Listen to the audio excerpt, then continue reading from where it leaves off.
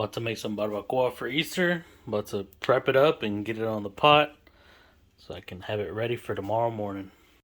Alright, so this recipe is going to be for 5 pounds of chuck roast for barbacoa. So I got half an onion. I have 3 garlic cloves. Next, we're going to do 3 bay leaves, pepper,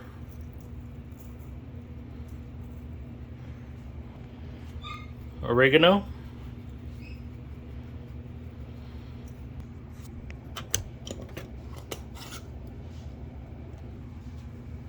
a little bit of cumin, 2 chile guajillos without the seeds, and 2 chile anchos without the seeds as well. Now we're just going to add water to fill to cover the meat, and then we're going to set it to boil.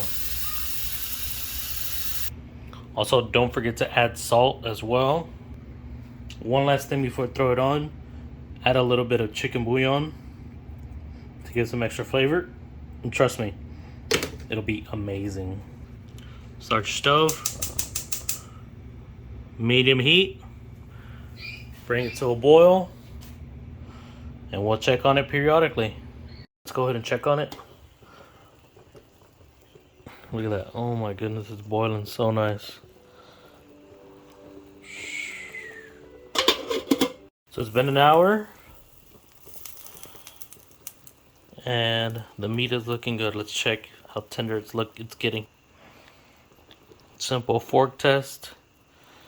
Still has about 3 to 4 hours to go, guys, but it's coming along. So once we're done with it and the meat's all nice and tender, what we're gonna do with the broth is we're gonna pour all the onion and the bay leaves and the chile, all that stuff. We're gonna blend it together, and then we're gonna make a salsa out of it, and then we're gonna put the salsa with a little bit of broth into the blender, blend it together, and put it back in here and bring it up to a simmer. I'll show you whenever we get to that part, but it's just a how would you say, going forward, you know, but it's coming along pretty good. Alright guys, so coming up on 3 hours. It's got a nice color to it. Still not pulling. Still needs a little more. But that chile's cooking real nice. Let me tell you, it smells amazing though. Alright guys, check this out. Oh my goodness. Look at that. That is the consistency you want when you're making a barbacoa. Oh, so good. So now, what we're gonna do is we're gonna take this off. And we're gonna take all that caldo, or soup, or broth, whatever you want to call it. We're gonna put a little bit in the blender. Take that chile, add a little bit more chicken bouillon, some salt, get a little bit more flavor in there, and then simmer it back up to get some more flavor and a nice real color. Alright, so we got the chile guajillo, the chile ancho, and the onion and the garlic, and a little bit of the bay leaves in there. What we're going to do next is we're going to grind this up, and then we're going to throw it back onto the meat. Add a little bit more water, bring it to a simmer, and like I said, add a little bit more chicken bouillon and a little bit more salt to add a little bit more flavor, because the meat already has some really good flavors, but this is going to give it that nice color and that nice taste as well.